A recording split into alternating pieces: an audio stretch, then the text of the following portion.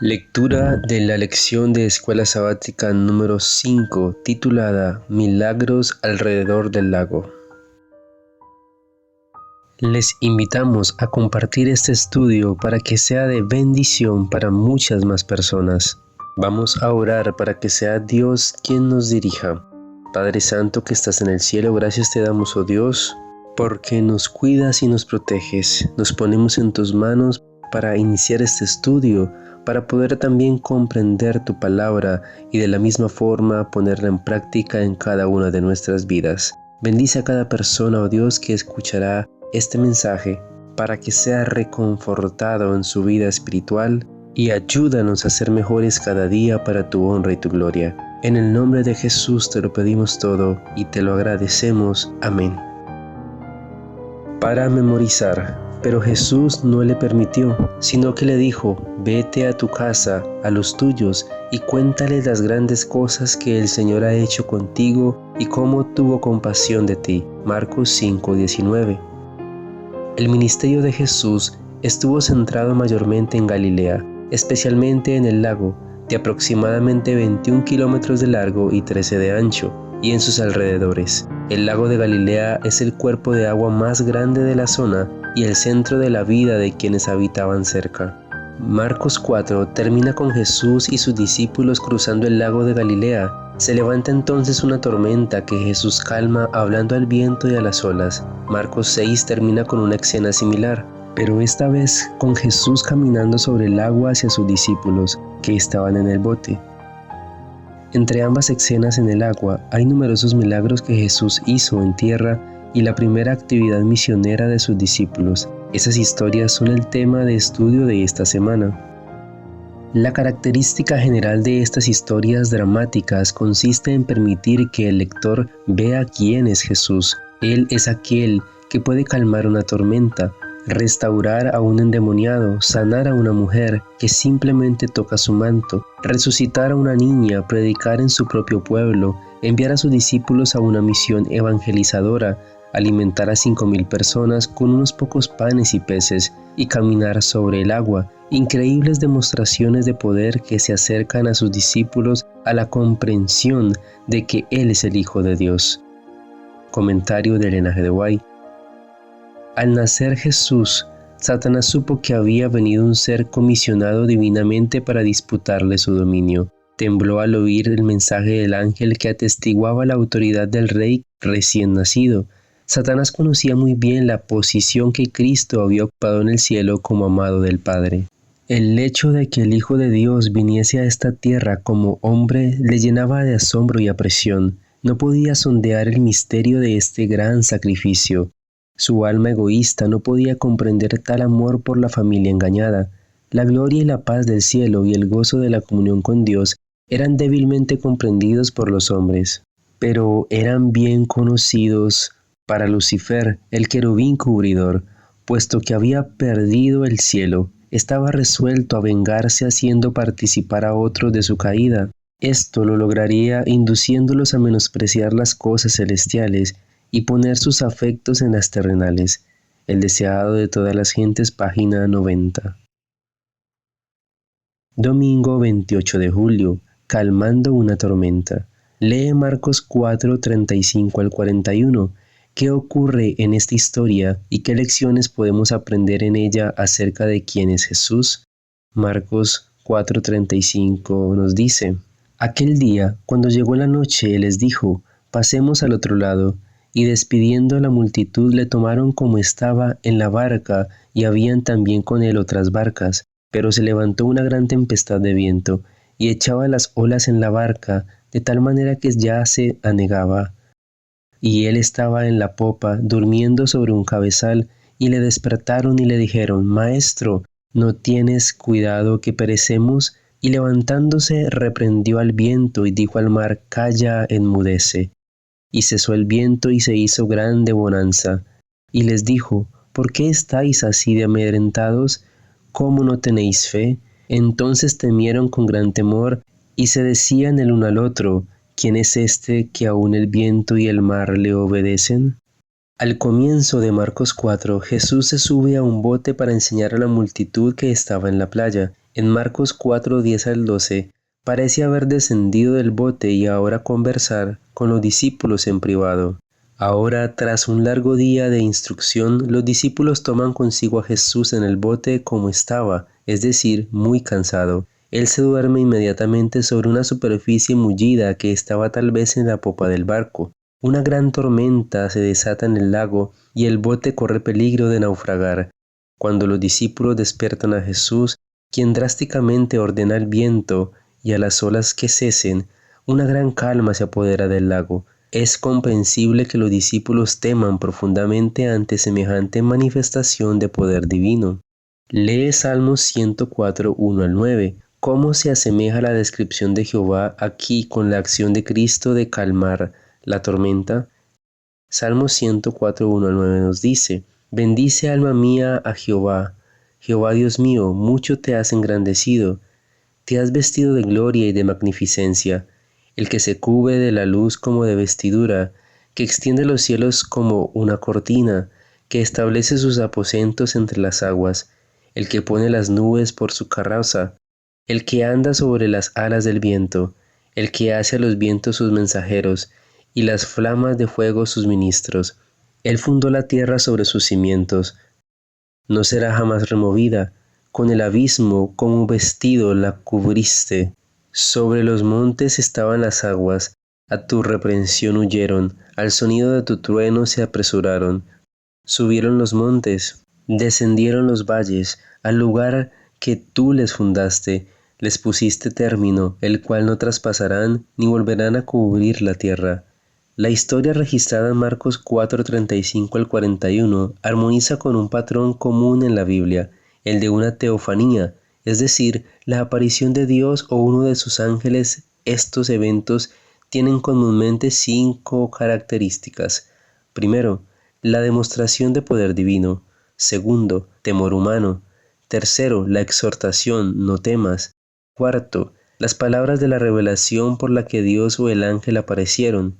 Quinto, la respuesta humana a la revelación. 4 de las 5 están presentes en esta historia. La acción de calmar la tormenta es la demostración de poder divino. El miedo de los discípulos es el componente correspondiente al temor humano. La pregunta ¿por qué están así atemorizados? Es el no temas. La pregunta de los discípulos ¿quién es este? Es la respuesta humana. Lo que está fallando aquí son las palabras de revelación. Este detalle faltante juega un papel dentro del tema o motivo teológico revelación secreto que recorre todo el libro, donde la verdad acerca de Jesús finalmente emergerá. La pregunta de los discípulos, ¿quién es este que hasta el viento y el mar le obedecen?, empuja al lector a responder supliendo la revelación explícita faltante en la fórmula de la teofanía. Él es el Hijo de Dios, el Señor mismo. Piensa en el poder de Dios. ¿Cómo puedes aprender a apoyarte en ese poder y a confiar en él para toda la vida? Comentario de Elena G. de White. Absortos en sus esfuerzos para salvarse, los discípulos habían olvidado de que Jesús estaba a bordo.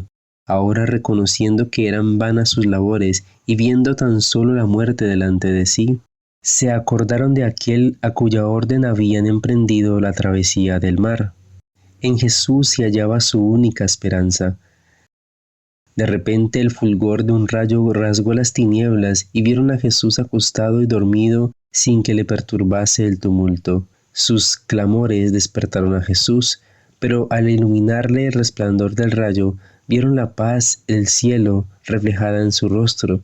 Leyeron en su mirada un amor abnegado y tierno, y en sus corazones se volvieron a él para exclamar: Señor, sálvanos que perecemos. Lunes 29 de julio. ¿Puedes oír un susurro por encima de un grito? Lee Marcos 5, 1 al 20. ¿Qué podemos aprender acerca del gran conflicto y del poder de Jesús gracias a este asombroso relato? Si la noche anterior sobre el lago fue inolvidable, el arribo al día siguiente, a donde estaban los gadarenos, no fue menos impresionante. La historia del hombre endemoniado es presentada con detalles desgarradores. Rompiendo con toda la restricción, él vivía en los sepulcros y se hería a sí mismo con piedras. Nadie lo podía dominar. Entonces se encontró con Jesús. El hombre se precipitó hacia Jesús. Ni una palabra se dice acerca de los discípulos, quienes probablemente hayan huido despavoridos. Cuando el hombre llegó cerca de Jesús, se postró delante de él. La frase se postró es traducción del verbo griego proskuneo, usualmente traducido como adorar. Parece que el hombre reconoció que Jesús era alguien que podía ayudarlo, pero cuando abrió su boca, los demonios que estaban dentro de él le gritaron a Jesús, quien fue, sin embargo, capaz de escuchar por sobre los gritos de ellos la súplica de ayuda susurrada por el hombre. Cuando ellos rogaron a Jesús que les permitiera ir a un hato de cerdos, él les permitió entrar en estos. Todos esos animales, cerca de 2000, se precipitaron al mar por un despeñadero y se ahogaron. Aquello fue un desastre financiero para sus dueños. Lo asombroso es que los demonios sabían exactamente quién era Jesús y también conocían su impotencia frente a él, razón por la que le rogaron 2 veces que hiciera lo que pedían. Marcos 5, 10 al 12. Obviamente sabían de su poder sobre ellos. Esta historia tiene 2 características fundamentales. Para empezar, contiene numerosos elementos relacionados con la impureza o la contaminación ceremonial de acuerdo con la ley del Antiguo Testamento. Las tumbas y los muertos eran impuros. Los cerdos eran animales inmundos. Levíticos 11:7. Pero en segundo lugar, esta letanía de impureza es la batalla de idas y venidas entre las fuerzas del bien y del mal. Jesús expulsa a los demonios. 2 puntos para Jesús. Los demonios matan a los cerdos. 2 puntos para Satanás. La gente del pueblo pide a Jesús que se vaya. 2 puntos para Satanás. Pero Jesús envía de regreso al hombre sanado como su testigo. 3 puntos para Jesús. En más de un sentido, este hombre era el más insólito de los misioneros, pero tenía ciertamente una historia asombrosa para contar.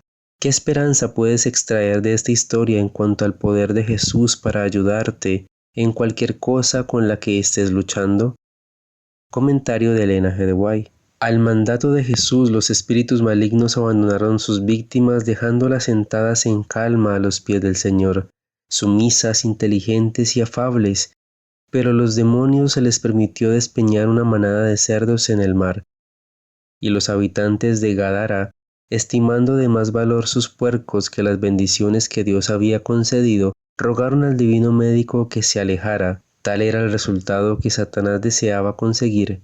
Echando la culpa de la pérdida sobre Jesús, despertó los temores egoístas del pueblo y les impidió escuchar sus palabras.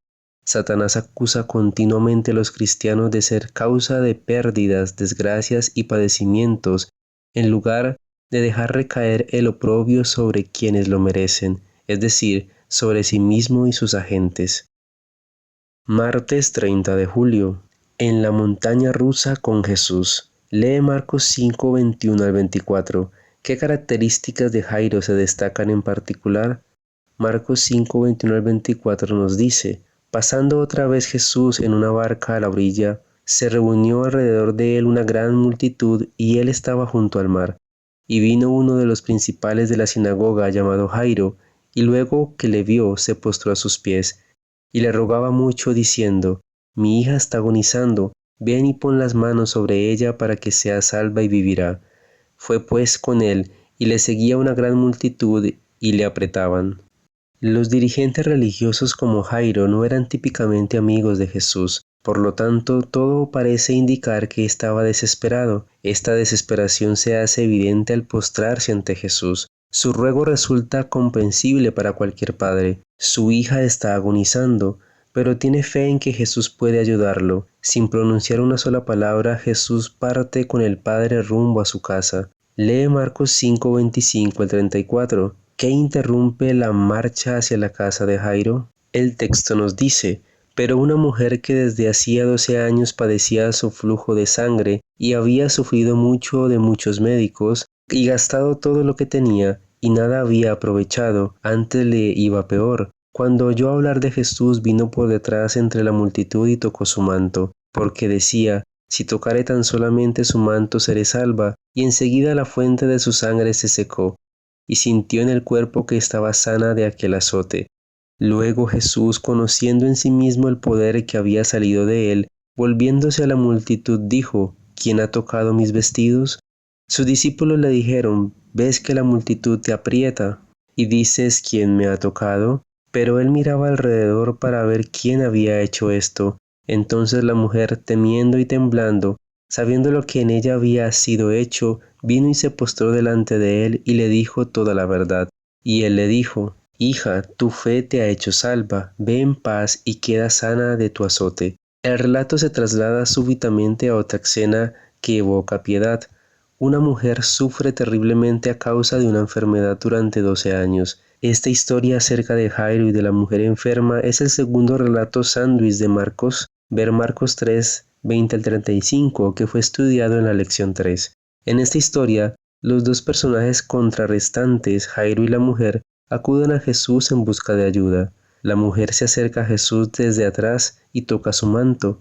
Inmediatamente recupera la salud. Pero Jesús se detiene y pregunta: ¿Quién ha tocado mi ropa? La mujer, que había estado tan enferma, estaba de pronto recuperada, pero temía que Jesús estuviera disgustado por lo que había ocurrido. Aquello fue un viaje vertiginoso para las emociones de ella, pero Jesús quería sanar su alma, no solo su cuerpo. Volviendo a Jairo, también su experiencia fue un viaje vertiginoso para este principal de la sinagoga. Jesús solo permitió que Pedro, Santiago y Juan lo acompañaran junto con los padres de la muchacha. Jesús declara entonces que ella no está muerta, sino dormida. Hace salir a todos los plañideros y enlutados y se dirige a la habitación donde yace la niña muerta. Tomando su mano dice: Talita cumi. Marcos traduce estas palabras: niña, a ti te digo, levántate. La palabra talita significa en realidad cordero, y pudo haberse tratado de una expresión cariñosa acostumbrada para designar a un niño en el ambiente del hogar. La orden de que nadie lo supiese es parte del patrón teológico revelación secreto que recorre el Evangelio de Marcos y que apunta a quién es Jesús, algo que en la última instancia no puede permanecer oculto. Comentario de Ellen G. de White. Jesús permaneció a orillas del mar por un tiempo, enseñando y sanando, y luego se dirigió a la casa de Leví Mateo para encontrarse con los publicanos en su fiesta. Allí le encontró Jairo, príncipe de la sinagoga. Este anciano de los judíos vino a Jesús con gran angustia y se arrojó a sus pies exclamando: Mi hija está muerta. Ven y pondrás las manos sobre ella para que sea salva, y vivirá. Jesús se encaminó inmediatamente con el príncipe hacia su casa. Aunque los discípulos habían visto tantas de sus obras de misericordia, se sorprendieron al verle acceder a la súplica del altivo rabino, el deseado de todas las gentes, página 310. Miércoles 31 de julio, rechazo y aceptación. Lee Marcos 6, 1 al 6. ¿Por qué Jesús fue rechazado por la gente de su propio pueblo? El texto nos dice: Salió Jesús de allí y vino a su tierra, y le seguían sus discípulos, y llegado el día de reposo comenzó a enseñar en la sinagoga, y muchos oyéndole se admiraban y decían: ¿De dónde tiene estas cosas? ¿Y qué sabiduría es esta que le es dada? ¿Y estos milagros que por sus manos son hechos? ¿No es este el carpintero, hijo de María, hermano de Jacob, de José, de Judas y de Simón? ¿No están también aquí con nosotros sus hermanas? Y se escandalizaban de él. Mas Jesús les decía: No hay profeta sin honra sino en su propia tierra, y entre sus parientes y en su casa. Y no pudo hacer allí ningún milagro, salvo que sanó a unos pocos enfermos, poniendo sobre ellos las manos. Y estaba asombrado de la incredulidad de ellos, y recorría las aldeas de alrededor enseñando. Suele ocurrir que, cuando un habitante de un pueblo pequeño se vuelve popular, sus conciudadanos le brindan toda su atención cuando está de visita. No así en Nazaret. Estaban ofendidos y sorprendidos por el éxito de Jesús como maestro y sanador. Su paso de ser un obrero manual a un maestro le resultaba difícil de aceptar. Otra razón para la animosidad de ellos pudo haber sido el hecho de que realizó la mayoría de sus milagros en Capernaum. Además, él ya había tenido un desacuerdo con su familia. Lee Marcos 6, 7 al 30. ¿Qué contraste existe entre la misión de los 12 apóstoles y la decapitación de Juan el Bautista? Esta es la tercera historia sándwich en Marcos. Ver la lección 3. La misión de los 12 apóstoles consiste en llevar el mensaje de Jesús a todas partes. Se encuentra en abierto contraste con la encarcelación y el silenciamiento de Juan el Bautista. A los discípulos se les dice que viajen sin equipaje y que dependan de otros para su sostén. Esta estrategia hace que los misioneros precisen de las personas a las que sirven, los que los ayuda a vincularse con quienes necesitan su mensaje. Pero el Bautista no tenía un vínculo tal con Herodes y la familia de éste. La muerte de Juan se describe de una manera impactantemente detallada a medida que la conspiradora Herodías se aprovechaba de la ambivalencia y la lujuria de Herodes. La hija de Herodías añade al escandaloso plan con su grotesca solicitud de que la cabeza de Juan el Bautista le fuera traída en un plato. El acallamiento de la voz estentórea del Bautista ocurre mientras los 12 apóstoles proclaman su mensaje de arrepentimiento, así como lo había hecho antes Juan. La muerte de Juan presagia la de Jesús. Juan es ejecutado, sepultado y reportado como resucitado de entre los muertos, como ocurriría con Jesús. Estas historias paralelas apuntan a una futura crisis para Jesús y sus seguidores. ¿Has sido alguna vez rechazado como lo fue Jesús? ¿O tuviste que pasar por alguna crisis difícil de entender? ¿Qué aprendiste de esas experiencias que podría ayudarte la próxima vez que algo así suceda? Comentario de Elena G. de White. Las palabras de Jesús a sus oyentes en la sinagoga llegaron a la raíz de su justicia propia, haciéndole sentir la amarga verdad de que se habían apartado de Dios y habían perdido su derecho a ser su pueblo. Cada palabra cortaba como un cuchillo. Mientras Jesús les presentaba su verdadera condición, ahora despreciaban la fe que al principio les inspiraba. No querían admitir que aquel que había surgido de la pobreza y la humildad fuese otra cosa que un hombre común. Su incredulidad engendró malicia. Satanás los dominó y con ira clamaron contra el Salvador. Se habían apartado de aquel cuya misión era sanar, restaurar, y ahora manifestaban los atributos del destructor, el deseado de todas las gentes, página 206.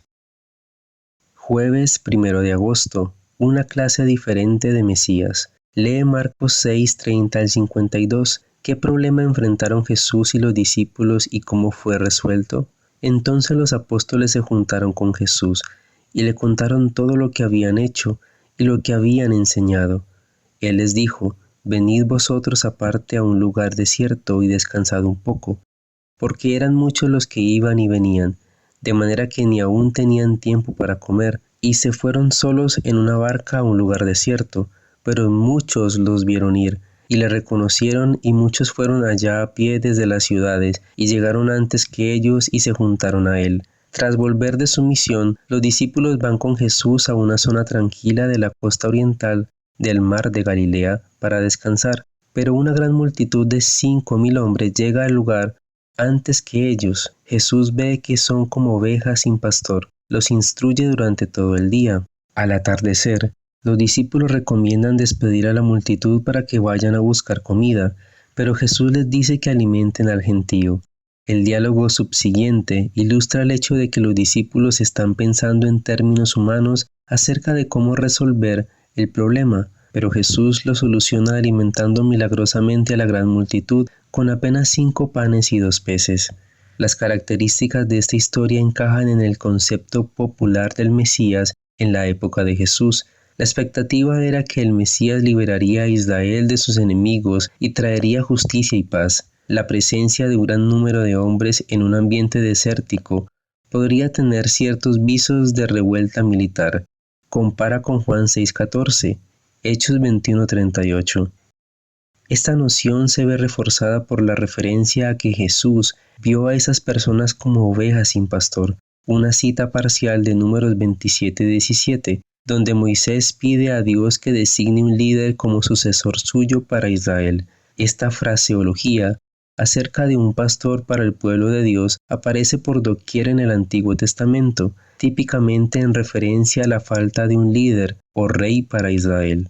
No obstante, Jesús no satisfizo sus falsas expectativas, sino que envió a sus discípulos aparte y despidió a la multitud, en lugar de liderar una rebelión contra Roma ¿Qué hizo entonces Jesús? Se retiró a una montaña para orar, no precisamente lo que la multitud esperaba. En lugar de la opinión popular acerca del Mesías como un rey que libera a Israel, Él viene a liberar a las personas de la esclavitud del pecado.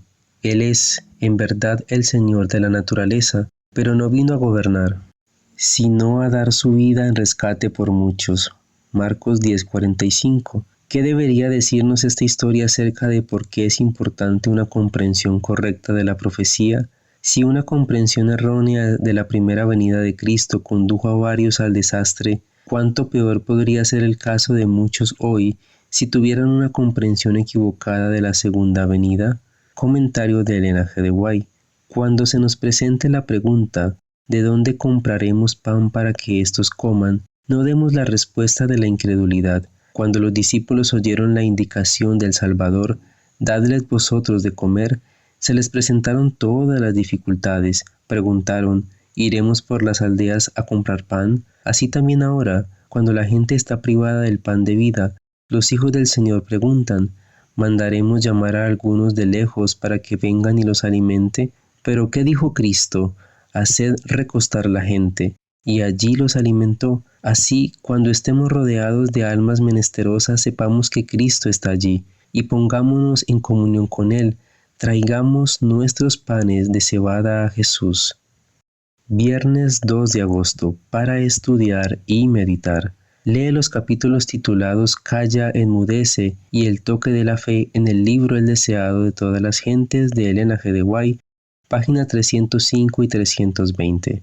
En todos los que reciben la preparación divina debe revelarse una vida que no está en armonía con el mundo, sus costumbres o prácticas, y cada uno necesita tener una experiencia personal en la obtención de un conocimiento de la voluntad de Dios. Debemos oírlo individualmente, hablarnos al corazón. Cuando todas las demás voces son acalladas y en la quietud esperamos ante Él, el silencio del alma hace más distinta la voz de Dios. Nos invita, estad quietos y conoced que yo soy Dios. Solo aquí puede encontrarse verdadero reposo. Y esta es la preparación eficaz para todo trabajo por realizar para Dios. En medio de la muchedumbre apresurada y la tensión de las intensas actividades de la vida, el alma que es así refrigerada quedará rodeada por una atmósfera de paz y luz. La vida respirará fragancia y revelará un poder divino que alcanzará los corazones de los hombres. Con corazón desconforme preguntaban, ¿por qué si Jesús podía hacer obras tan admirables como las que había presenciado, no podía dar a todos los suyos salud, fuerza y riqueza, librarlos de sus opresores y exaltarlos al poder de la honra? El hecho de que se aseverara ser el enviado de Dios y sin embargo se negara a ser el rey de Israel era un misterio que no podían sondear. Su negativa fue malinterpretada. Muchos concluyeron que no se atrevía a presentar sus derechos porque él mismo dudaba del carácter divino de su misión. Así abrieron su corazón a la incredulidad y la semilla de Satanás que había sembrado llevó frutos según su especie, incomprensión y deserción. Deseado de todas las gentes, página 355. Preguntas para dialogar. Si alguien te preguntara de qué te liberó Jesús, ¿cuál sería tu respuesta? Dialoguen acerca de por qué a veces Dios permite que algunas personas buenas como Juan el Bautista sean encarceladas y ejecutadas. ¿Qué consuelo o esperanza podemos encontrar a pesar de estas cosas difíciles? ¿Qué lecciones hay en la alimentación de los 5,000 para una iglesia o una congregación que cuenta con pocos recursos? Comparen las opiniones populares actuales acerca de Jesús con la imagen que Marcos 5 y 6 hace de Él. Es decir, ¿qué sucede con quienes usan a Jesús para obtener poder político y para dominar a otros? Padre Santo que estás en el cielo, gracias te damos, oh Dios, porque eres bueno y misericordioso, porque nos enseñas a través de tu palabra, porque, oh Dios, deseamos ser cada vez mejores para tu honra y tu gloria, y en tus manos nos ponemos, Padre bendito, para ser instrumentos tuyos en la realización de tu obra. Bendice, oh Dios, a cada persona que ha escuchado este mensaje, cada oración elevada al cielo, conforme a tu santa y divina voluntad, que sea contestada. Todo te lo pedimos, oh Dios, en el nombre de tu Hijo amado Cristo Jesús. Amén.